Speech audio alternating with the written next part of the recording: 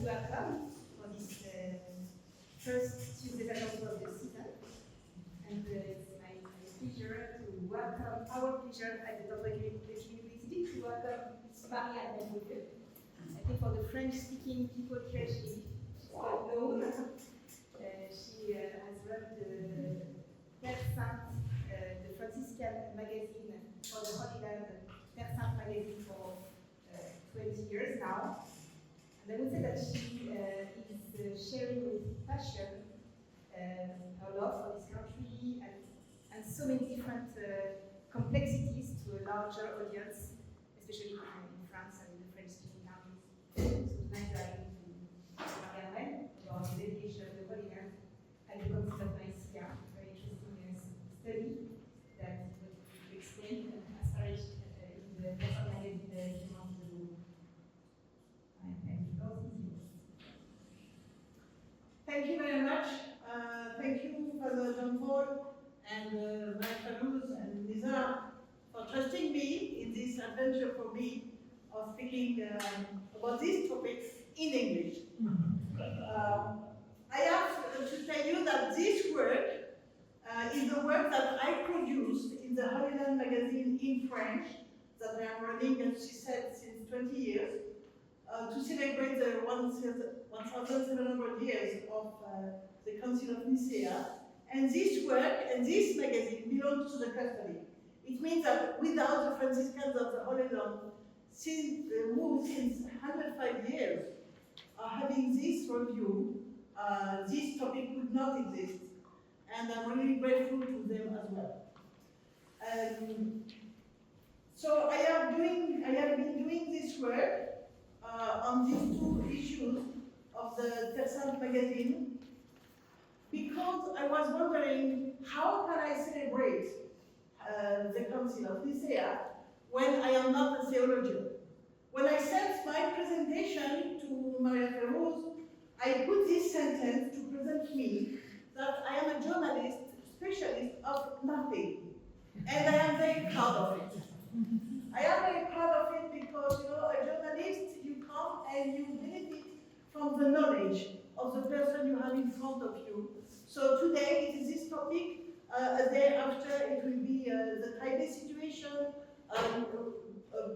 The next issue will be about the 60 years of Nostra Aetate, but from here and 60 years after, which changes totally what we can think about it.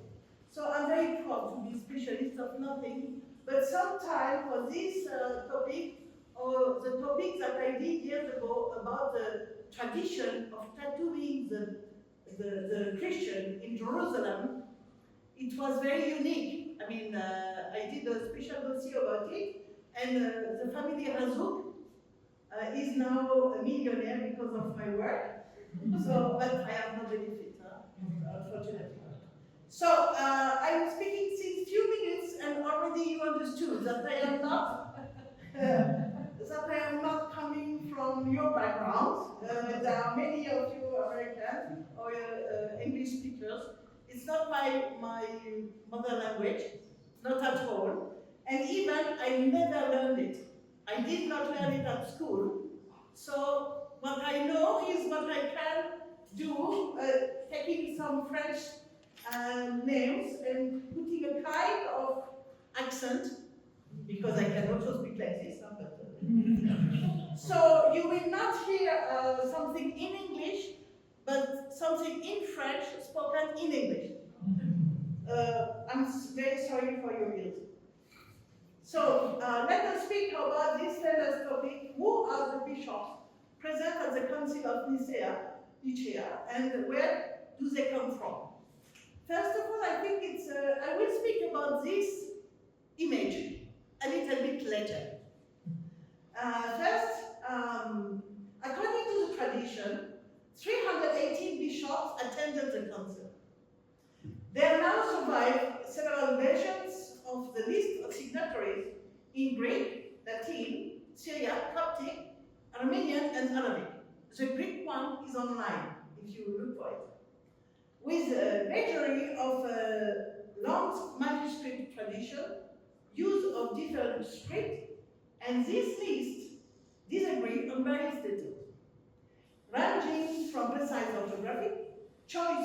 with alternate place names, inclusion or omission of prelates.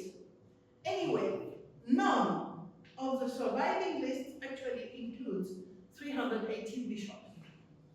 What we know, what we have, is a list of 190 names who could be considered as authority. Don't worry, I will enlarge this map of us, Middle East, and a little bit more, because you can see already, even from far, that there is many points coming from here, especially Turkey, today Turkey. I remind you with this map in the pink color, the pinkish color, that the pinkish color represents the concentrated Christian congregation by 325. And you can see that we have a big presence in Middle East and Turkey, today, Turkey and Minor Asia, but also in France and Spain and Italy and further the other side of the Adriatic Sea. But in the list of 199 bishops, we have the names only of 3 people coming from Europe. 1 from Spain, and 3 representing the Pope, Clement, I don't know how much, who was already 100 years old and was not able to go to Nicea. So if we look closer, you can see the huge presence of bishops of here, our region. And for me, it has been this map, and I have to thank for this map the work of Jesus Gil from Opus Dei, a friend of mine, who made the map for Terre Sainte Magazine.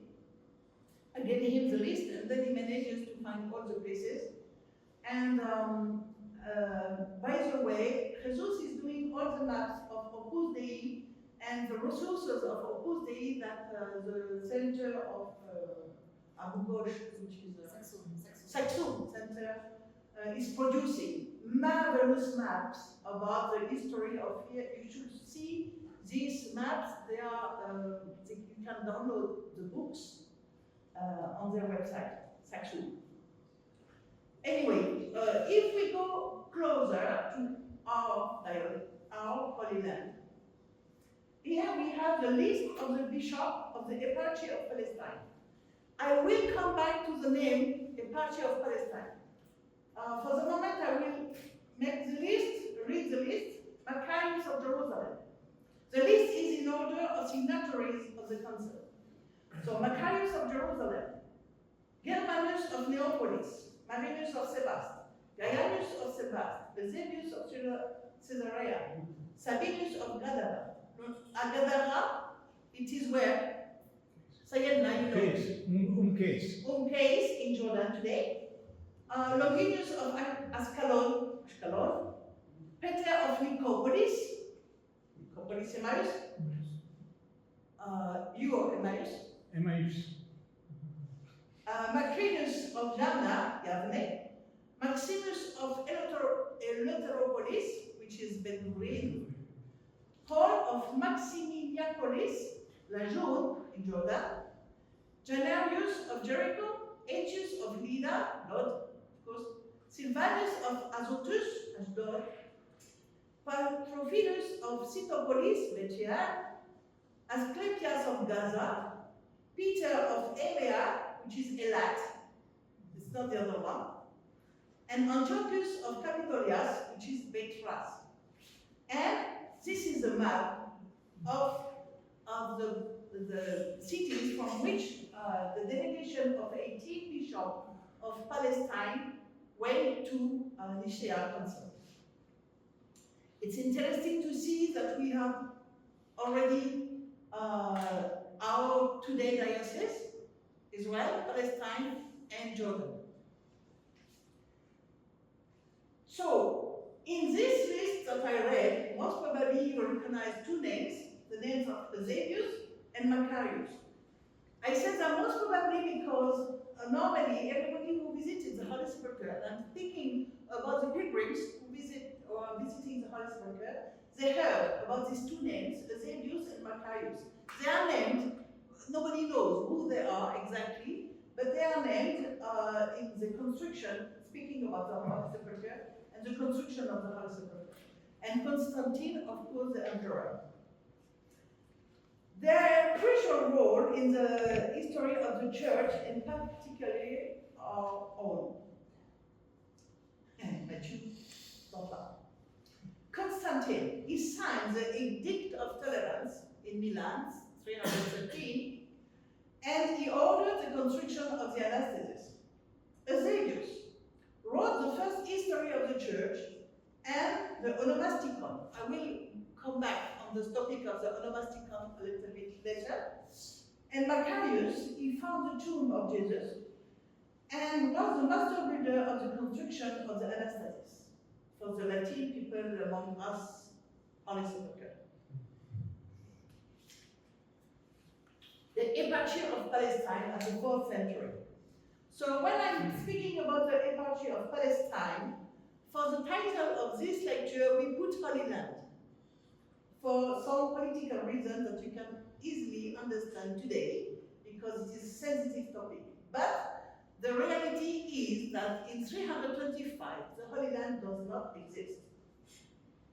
Does not exist. Even the concept of Holy Land does not exist in Christianity. What exists is the Roman province of Palestine. This is not a political assessment, it is what it is history. So, and it is called eparchy from the 4th century itself. Few years after the Council of Nicaea, we can find texts with the name of eparchy, like we can see here, and I put it in Greek for your pleasure. Episkopoi oi apotis eparchias Palestinis. 4th century. So the bishop from the eparchy of Palestine, the list continues, the Greek list, the one I found in online. It is from Gelasius of Cyzicus, and the name of the book is Syntagma con Perites in Nicaea Synodu, and you find it all online translated into English. So the list continues with the 18 names of our bishops, and this is the earliest clear reference to an ecclesiastical eparchy of Palestine. So, what is the eparchy of Palestine at the beginning of the 4th century? My question came because it's good to go to a council. It's always good to go away and travel and go and see some of your friends and brother bishops. But how these guys were ready to go to a council, the first ecumenical council? What was their background? How did they dare even to reach this council? So it is super interesting to see that the sources are very, very rare to speak about Christianity in Palestine during the 3rd century. And even, I went to the University of Jerusalem, the Hebrew, to ask, let me remind you her name, Professor Gloria Bitton-Ashkeloni. She is a specialist of late antique Eastern Christianities. And when I asked her what was the Christianity of the 3rd century, she told me, if it is the topic of the interview, we can stop now. We have no clue. Okay, great. But she's a good professor, so after this effet de manche, she finally gave me a lot of information, but we don't have so much, really, we don't have so much. So we know what? That Galilee has retained a strong Jewish presence. That the country is very influenced by paganism. And that the Christian community is present, active, but discreet. And let me find where I am. Yeah, I'm here. To tell you that, to know more about Christianity during the 3rd century in Palestine, we have to go to Caesarea. Did I pronounce it well? More or less, Caesarea? Okay, good. So this Caesarea is the real center of Christian a center. In 135, Jerusalem, known as Aelia Capitolina, ceased to be the political capital of Roman Palestine. And since most of Christians were originally Jews, they were confronted with the same order issued by the Roman authority. They could not remain in the city. Caesarea Maritima assumed this role and became this role of capital, and became a genuine economic and cultural hub. It was the center of intellectual life where Jewish and Christian tradition converged. What is very interesting also is that I have been asking professors, specialists of Jewish-Christian dialogue in the late antiquity,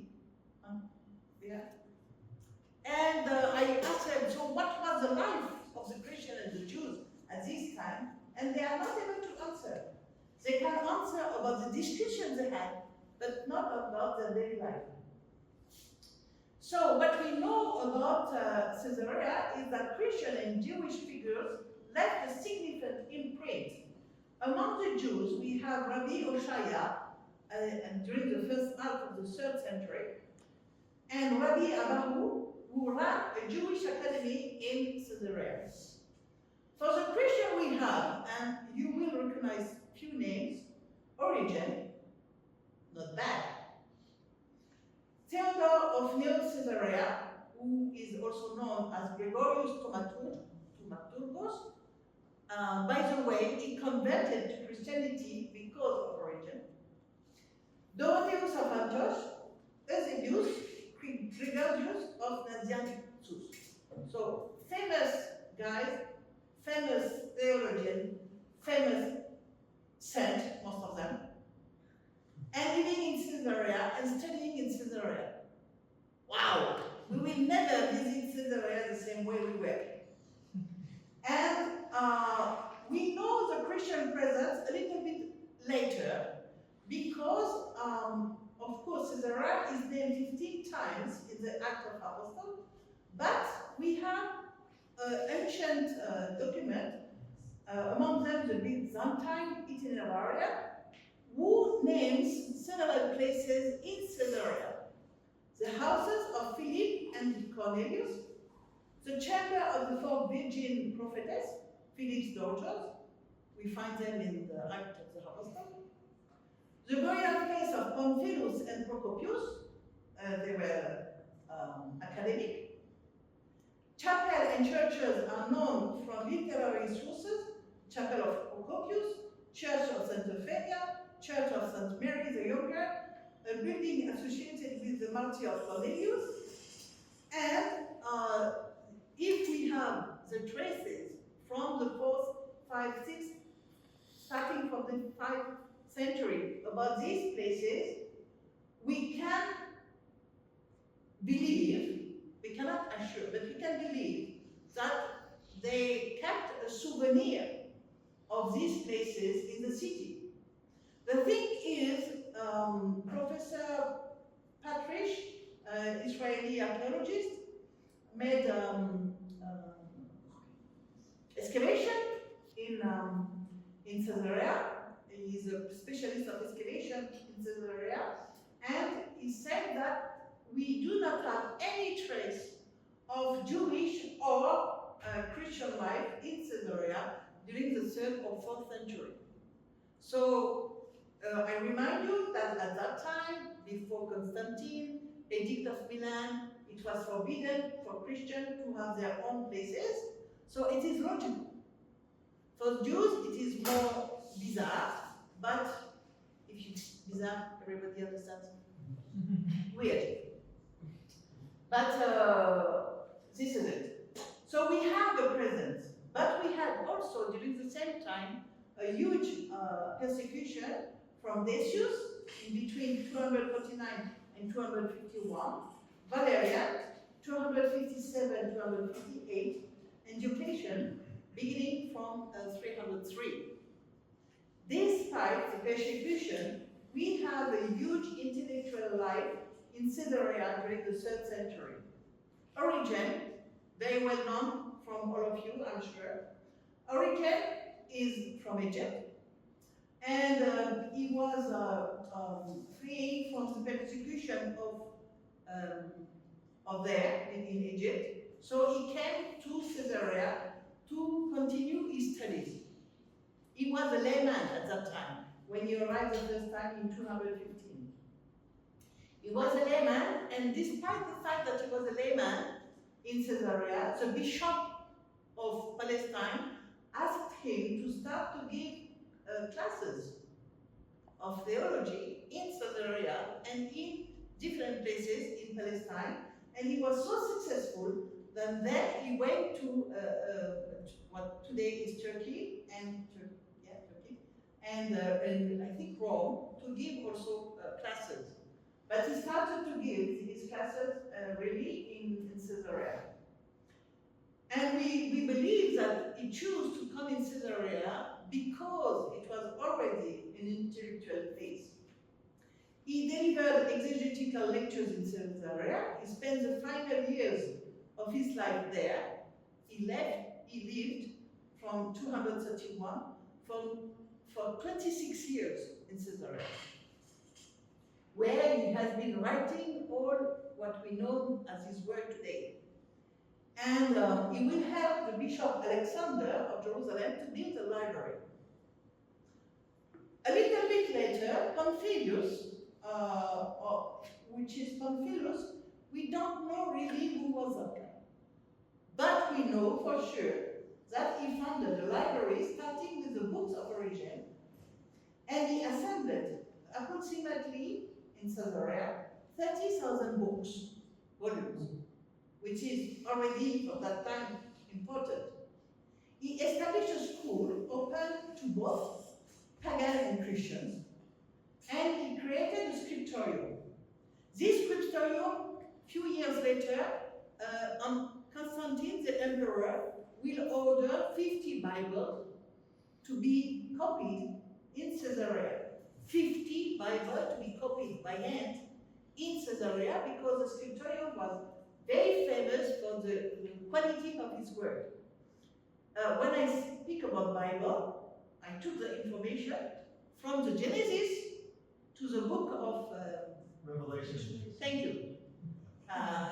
Thank you. So imagine 50 copies. Ah, great.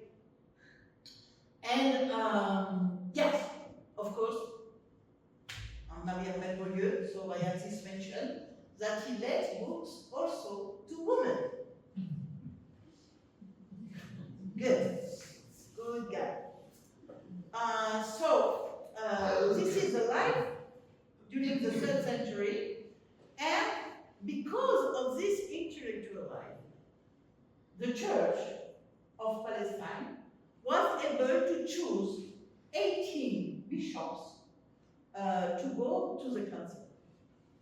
18 bishops. So forget what we call a diocese today. Totally.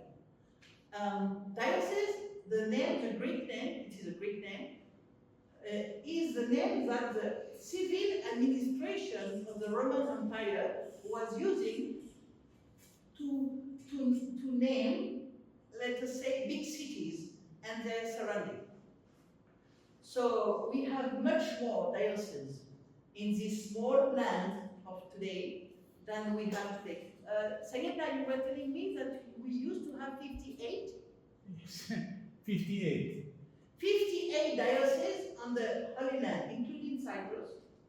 It was Israel, Palestine, Jordan, and Cyprus, 58 dioceses for one today. And so, among the 18 bishops, unfortunately, we know only 2 of them, usually by name. So, who are they? Who was Eusebius of Caesarea? He is born around 260. Some other people say around 250. So you have the choice. Likely in Palestine. The exact place is uncertain, and it is probably Caesarea itself, because in one letter he left, we can believe that maybe it was Caesarea. Possibly, in a Christian family, and he died around 339-340 in Caesarea. He is known as the father of church history for his ecclesiastical history. A book, the first book of the history of church in, I think, 10 volumes. It's a big one.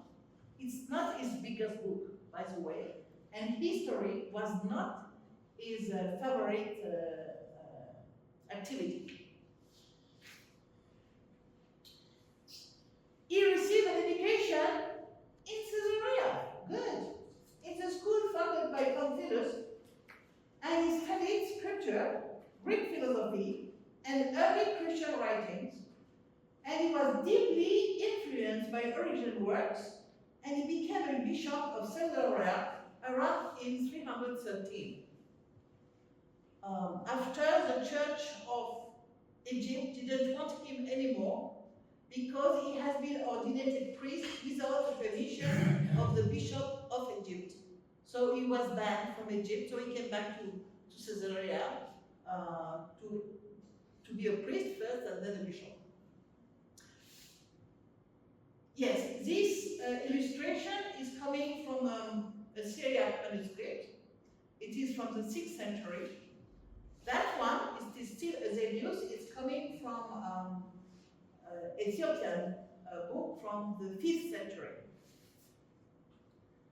And this one is coming from ChatGPT.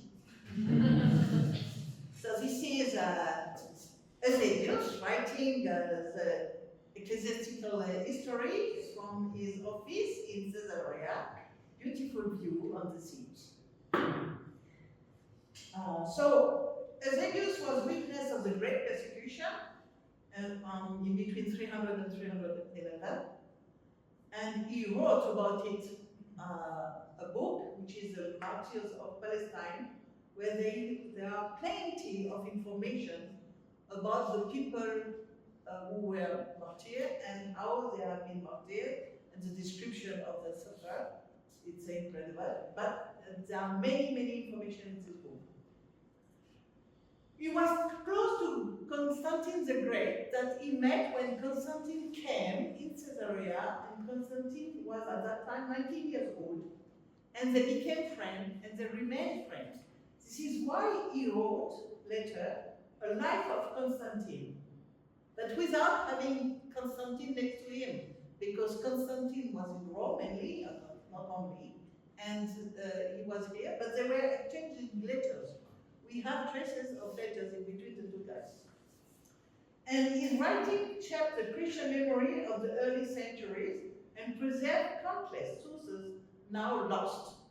He is quoting a lot of people in all his texts. This is super interesting. He gave us some sources of Palestine, not as much as a journalist can hope. He wrote the Onomasticon, a catalog of Old Testament place names, so in the many places, and he says more or less where it is, and sometimes he makes a comment like a village of Jews. Wow. He wrote the Martyrs of Palestine. He wrote the ecclesiastical history, and his care details on Jerusalem, but not systematically geography. He is speaking about Jerusalem not to describe Jerusalem, but for theological reason. And when he mentions Jerusalem, he loves to mention the fact that the temple is destroyed, because he's super anti-Semitic, really. He's one of the fathers of the church who starts the disaster of our relation with Jews by attacking them systematically. And the reason why I put the map of a piece of the map of Madaba is because he wrote himself in a book by using drawing. I have represented the once famous capital, I mean Jerusalem, by sketching the plan of the temple that stood there with additional notes about the surrounding places. This is, he wrote it in the Onomasticon, and some academics, some scholars believe that the map of Madaba is written from the original drawing of Eusebius because it is the same name. The names that the map of Madaba is using are the names that the onomasticon is giving. So this is about Eusebius, and he has a role in the council. This is fascinating, and you can see it from the title, Eusebius, author of the Creed. By the way, I see people taking some pictures. If you want, I started to prepare a kit of documents. I can give you everything, including this text, which is the letter of Eusebius of Caesarea to the people of his diocese that he wrote during the Council of Nicaea. He is in Nicea and is writing to the diocese, to his people. And what does he write? So I'm sorry again for my accent here, but I'm reading. What was transacted concerning the faith of the Church at the Great Council assembled at Nicea, you have probably learned, beloved, from other sources, rumor being one to precede the accurate account of what is doing. But lest in such reports the circumstances of the case have been misrepresented, we have been obliged to transmit to you the formula of faith presented by ourselves, and next, the second, which they have published with addition to our words. So, in the picture that we have here, again, ChatGPT, love you. So, I will come back to the topic of ChatGPT and myself painting this drawing. But you can see that Eusebius is carrying a scroll with the words of the Creed while he is going to Nicea, because he pretends to be the author. What he says is, us, Christians of Caesarea, we have already a text that we are proclaiming, and I went with this text to Nicea, I read it to the assembly, and we discussed on them, and unfortunately, they add some words. Why unfortunately?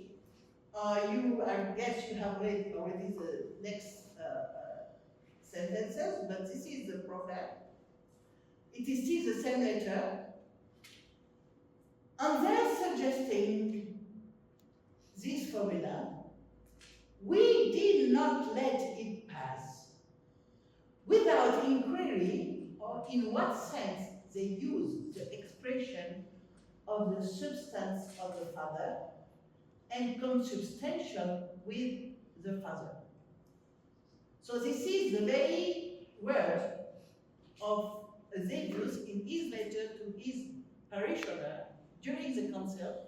He disagreed with the adjective consubstantial and what is exactly the substance of the Father.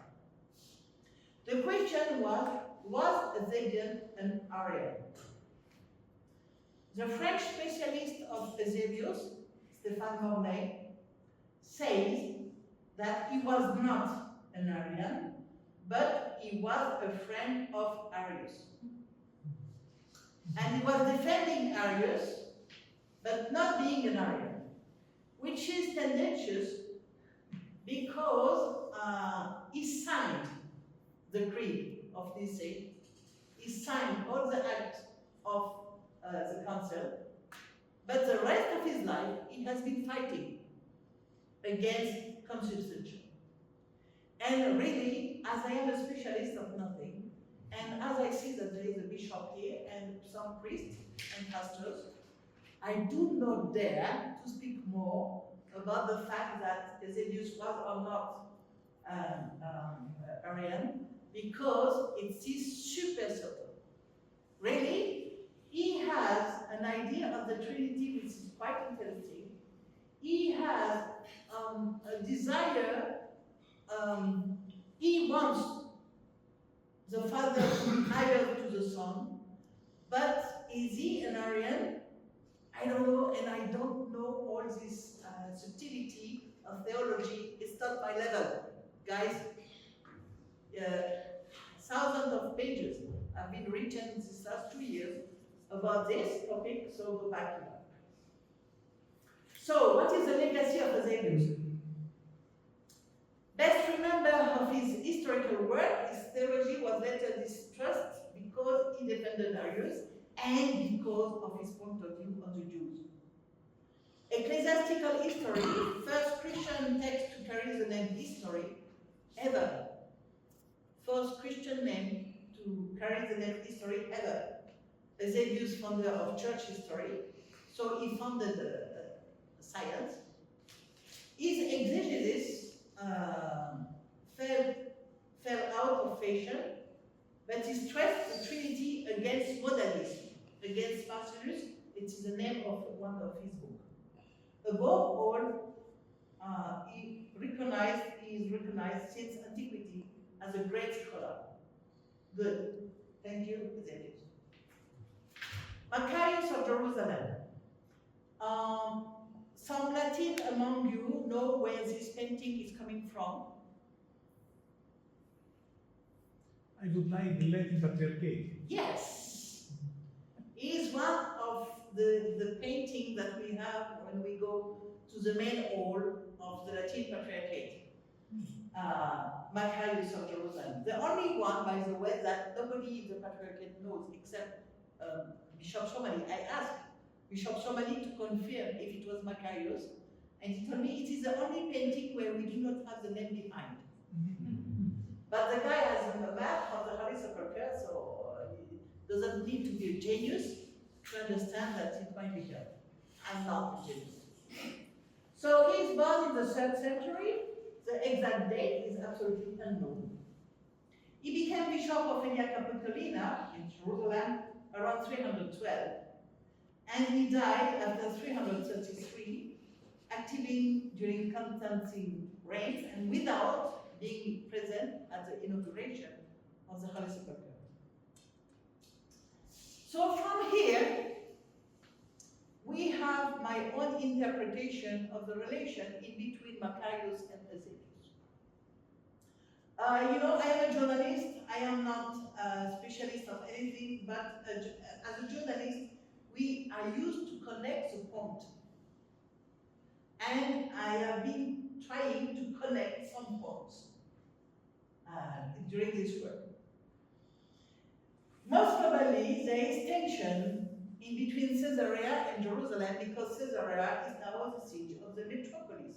So the metropolitan, the bishop metropolitan, is Eusebius. Caesarea is the Roman metropolis, and Jerusalem is nothing except the city of salvation. But in the Roman Empire, it's nothing anymore. And during decades, we will have this quarrel since Diocletian reforms, moving all the power to Caesarea. Why do I believe that there were tension between the two bishops even? It is because of what will happen during the Council of Nicaea. So in this picture, you see the first one, the metropolitan Eusebius, carrying the creed, while behind him, because they are going to Nicea, there is Macarius. By the way, I did not convince ChatGPT to put the halo to Macarius with the saint, while Eusebius is not. You know, you cannot read. I did not spend time enough, maybe, but. So, what happened during the council? Yeah, first of all, to have good relation with the bishops and Constantine in a way, Macarius spoke in favor of homoousios, so consubstantial. Because we know it because he signed the first of the delegation he signed. hey, it's time to sign. He stood up and he ran to sign the third guy. And according to the legend, Maccabeus asked during the discussion of the creed to add the mention descended into hell, but it was not accepted. And so he's the first to sign the creed in his delegation, but there is a creed during the Nicea Council, and there is something else. There is canons, 20 canons. Most of them are about the discipline of the priest and the bishops. So no more women, guys. It's official for the bishop. And the 20th canon says you should not kneel during the Eucharist on Sundays. No need. It's Sunday, the day of resurrection. We don't need knee. You understood? Good. But the Canon 7 is very interesting. And this is a text translated into English from Greek. Since there prevails a custom and ancient tradition to the effect that the bishop of Elia is to be honored, let him be granted everything consequent upon this honor, saving the dignity proper to the metropolitan. Wow! This is very well written. And among all the English translation we can find online, I choose that one because for the Greek, I remember it is the best one. So what happened? The guys, they went to Nicea together, and the metropolitan is there. But Maccabeus is super upset because he is the bishop of Jerusalem. Like, Jesus never went to Caesarea, okay? But he accomplished all the salvation in Jerusalem. So for what reason Caesarea should be the metropolis? So they have 1,500 kilometers to do together in the carriage of the imperial, because Constantine told them you can use the male carriage. So they have 1,500 kilometers to do together. And when he arrives in the Council of Nicaea, Maccabeus speaks to Constantine about the place of Jerusalem. I think he spoke to Constantine about the place of Jerusalem, such a way that he obtains one canon for himself. He's the one who is concerned here. How come suddenly about the eunuch, about the priest, about the woman, about kneeling during the Mass or not, suddenly we speak about Jerusalem? Because he has been arguing in favor of Jerusalem. And it is super important because he will obtain this canon, and during the 6th century, Jerusalem will receive back the role of being the metropolis. And it is super important for Jerusalem.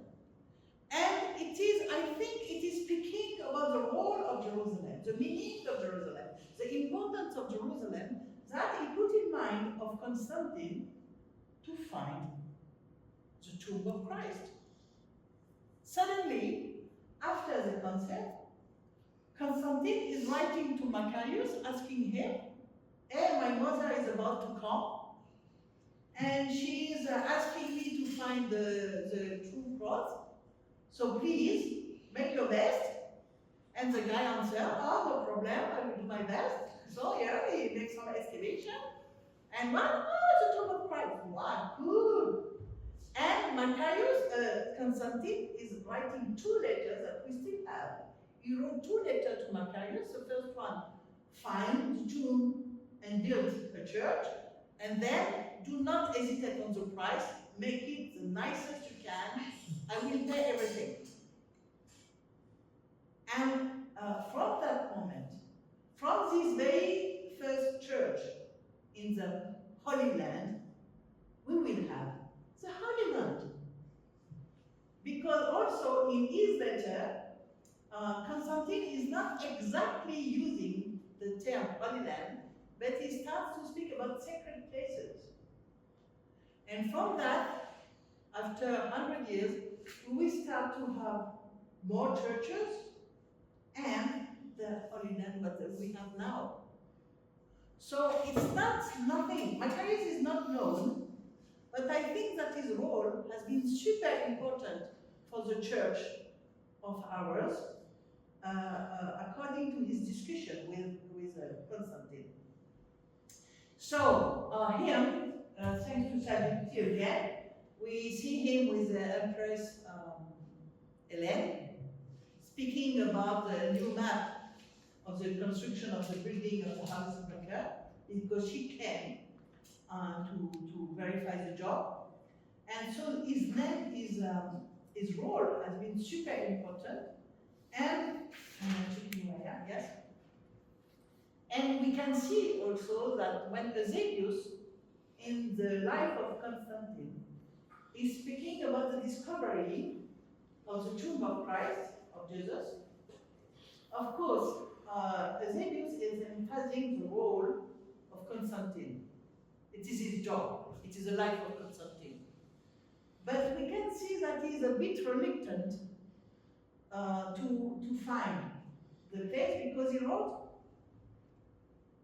when the earth was cleared, the most holy and august tomb of the Savior appeared beyond all expectation. What beyond all expectation? Maybe I'm translating bad English, but no. I mean, Macarius knew very well, like all the Christians of Jerusalem, where the tomb was, because the oral tradition of the Christian of Jerusalem said it is under the temple of Jupiter. He destroyed, he unbuilt the temple of Jupiter, which is the side, and he made some excavation and found the tomb. Easy! Even according to Eusebius himself, the tomb was in the axis of the status of Jupiter. So it was super easy to find it. And he received these two imperial letters. So the legacy of Macarius is the overseas of construction.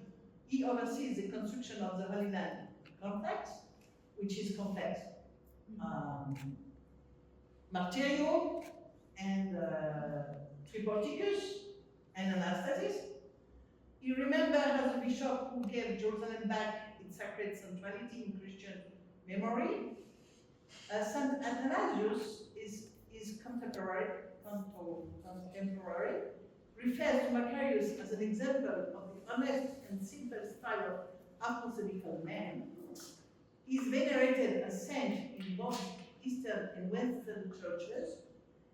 His feast is the 10th of March. And, by the way, his relics, well, according to a certain tradition, his relics, or what people are believed to be his relics, are, my American friends, are in St. Anthony's Chapel in Pittsburgh, Pennsylvania. Wow, yeah, Macarius. Imagine, an American. Woo! So, this is the original text, the really original text of the Creed of 325. You can read it if you believe in it. And this is my last image. So this image, as you can see, is my work. There is about 6 hours of discussion in between me and ChatGPT to obtain this image. And I made some modification. So the modification I made is I add the Greek text on the scroll, and I put the map of our region with Nicea, which is on the top, it's in big letters in the middle, and you know where Jerusalem is. So we have 2 bishops with a palio, Eusebius and Macarius, and because they are going to Nicea, who is here? It was supposed to be in Galatie and Ancire, to the Ankara, the council. But Constantine changed his mind and put it next to a lake. No, it was the summer. So he put it next to a lake in Nicea. So they are going to Nicea. So this one, the metropolis, is with the Greek. Like I have the other guy. Let us speak about it. This guy is behind because this one is a metropolitan, Macarius. But Macarius, he has already his idea of the Holy Sepulchre in mind. This is why I asked ChatGPT to represent a model of the Holy Sepulchre. I gave him the real model of the Holy Sepulchre. He was not able to draw it. 6 hours of work, and I had some more Greek Oriental art on the top because it was missing for me to see, to smell the Orient. So ChatGPT, when you give it after 6 hours, it does it in 1 minute 30 seconds. Okay, which is but after 6 hours of discussion, because I'm not a professional of request that it needs, but not bad at the end, the final result. So I have been working on this, and I can tell you that what I spoke about today is not exactly what I wrote and me and my colleague wrote in the issue of the Marie-Armelle Beaulieu in French. But coming back to the topic to prepare this slide, I felt very proud of this history of our church. And I'm really happy. I mean, really, I feel recognition to these guys who went to the council and give us such a prayer. Like, imagine, after 1,700 years, we still prayed, more or less. And wow, this comes substantial to the Father. You remember when the Pope Francis asked for the new translation to go back to the adjective consubstantial instead of our word in English? Essence. Being Essence. yes, yeah. But he asked us, so it's not difficult because we do not speak Greek and we do not understand the Greek like the Greek do. It's just this adjective is huge of meaning. And after 1,700 years, all the text, God of God, light of light, wow! We can continue to pray and to be, whoa, of the beauty of the text, of the meaning of the text, how much it gives the real essence of our faith.